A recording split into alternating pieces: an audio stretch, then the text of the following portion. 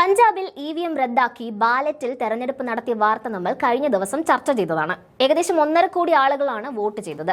ബാലറ്റിൽ വോട്ടെടുപ്പ് നടത്തിയത് കൊണ്ട് തന്നെ ഈ വോട്ടുകൾ 2 ദിവസം എടുത്താണ് എണ്ണി പൂർത്തിയാക്കാൻ സാധിക്കുകയുള്ളൂവെന്ന് തെരഞ്ഞെടുപ്പ് കമ്മീഷൻ അറിയിക്കുകയും ചെയ്തിട്ടുണ്ട്. ഏറെക്കുറെ എണ്ണി പൂർത്തിയാക്കുമ്പോൾ ബാലറ്റിലെ ജനവിധി ബിജെപിക്ക് എതിരാണെന്ന് കാണാൻ സാധിക്കും. 22 ജില്ലാ പരിഷത്തുകളിലെ 347 സോണുകളിലേക്കും 153 പഞ്ചായത്ത് സമിതികളിലെ 2838 സോണുകളിലേക്കുമുള്ള അംഗങ്ങളെ തെരഞ്ഞെടുക്കുന്നതിനായി നടന്ന തെരഞ്ഞെടുപ്പ് ബാലറ്റിലാണ് നടത്തിയത്. ആകെ 48% വോട്ടർമാർ പോളിംഗ് രേഖപ്പെടുത്തിയ തെരഞ്ഞെടുപ്പിൽ 9,000-ലധികം സ്ഥാനാർത്ഥികൾ മത്സരരംഗത്തുണ്ടായിരുന്നു. രണ്ടാം ദിനത്തിലും വോട്ടെണ്ണൽ പുരോഗമിക്കുമ്പോൾ 22 ജില്ലാ പഞ്ചായത്തിലെ 347 സോണുകളിൽ 317ലും ഫലം പ്രഖ്യാപിച്ചു കഴിഞ്ഞു. ഇതിൽ 201ലും AAP സ്ഥാനാർത്ഥികളാണ് വിജയിച്ചത്. രണ്ടാം സ്ഥാനത്തെത്തിയ കോൺഗ്രസിന് 60 സീറ്റുകളിൽ വിജയിക്കാൻ സാധിച്ചപ്പോൾ BJPക്ക് ജയിക്കാൻ സാധിച്ചത് വെറും 4 സീറ്റുകളിൽ മാത്രമാണ്. ശിരോമണി അകാലിദളിന് 39 സീറ്റുകളിലും വിജയിക്കാൻ സാധിച്ചിട്ടുണ്ട്. 10 സ്വതന്ത്രരും ഇവിടെ നിന്ന് വിജയിച്ച് കയറിയിട്ടുണ്ട്. AAP വിജയിച്ച 201 സോണുകളിൽ 22 സോണുകൾ ഹോഷിയാർപൂരിൽ നിന്നാണ്. അമൃത്സർ, പട്യാല എന്നിവിടങ്ങളിൽ നിന്നുള്ള 19 സോണുകളിലും ഗുർദാസ്പൂരിൽ നിന്നുള്ള 15 സോണുകളും ഉൾപ്പെടുന്നുണ്ട്. കോൺഗ്രസ് വിജയിച്ച സോണുകളിൽ 8 എണ്ണം ഗുർദാസ്പൂർ, ലുധിയാന എന്നീ പ്രവിശ്യകളിൽ നിന്നാണ്. ജലന്ധറിൽ നിന്ന് 7ഉം ഫിറോസ്പൂർ, SBS നഗർ എന്നിവിടങ്ങളിൽ നിന്ന് 5 വീതം സീറ്റുകളിലും കോൺഗ്രസ് വിജയിച്ചു. അതേസമയം BJPക്ക് വിജയിക്കാനായത് കേവലം 4 സീറ്റുകളിൽ മാത്രമാണ്. ഈ 4 ഡിവിഷനുകളും പത്തൻകോട്ടിൽ നിന്നാണ്. 153 പഞ്ചായത്ത് സമിതികളിലെ 2838 സോണുകളിലേക്കുള്ള വോട്ടെണ്ണൽ പുരോഗമിക്കുമ്പോൾ ഫലമറിവായ 2697 സമിതികളിൽ 1494ലും AAP ആണ് വിജയിച്ചിരിക്കുന്നത്.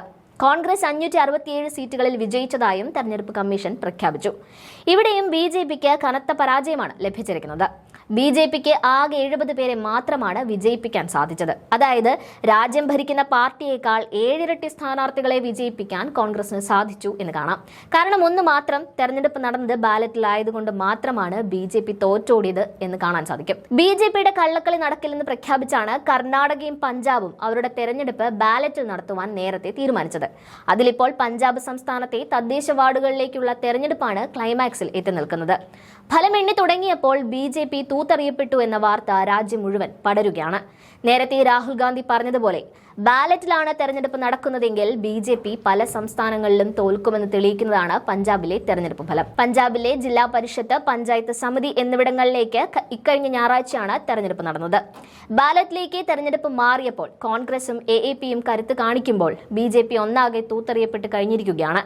ബാലറ്റിൽ നടന്ന തെരഞ്ഞെടുപ്പ് ആയതുകൊണ്ട് തന്നെ രാജ്യത്തിന്റെ ഒന്നാകെ ശ്രദ്ധ പഞ്ചാബ് തദ്ദേശ തെരഞ്ഞെടുപ്പിലേക്ക് എത്തിയിരുന്നു. പഞ്ചാബിൽ BJPക്ക് കാര്യമായ സ്വാധീനം ഇല്ല എന്നത് വസ്തുതയാണ്. എങ്കിലും രാജ്യം ഭരിക്കുന്ന പാർട്ടി ആയതുകൊണ്ട് തന്നെ ഒന്ന് പൊരുതിയെങ്കിലും BJP നോക്കണമെന്നാണ് പറയാനുള്ളത്.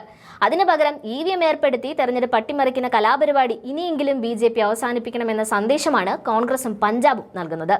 കർണാടകയിൽ വരാൻ പോകുന്ന തദ്ദേശ തെരഞ്ഞെടുപ്പ് ബാലറ്റിൽ നടക്കുമെന്ന് മുഖ്യമന്ത്രി സിദ്ധരാമയ്യ പ്രഖ്യാപിച്ചതിന് പിന്നാലെ BJP എതിർപ്പുമായി എത്തിയിരുന്നു.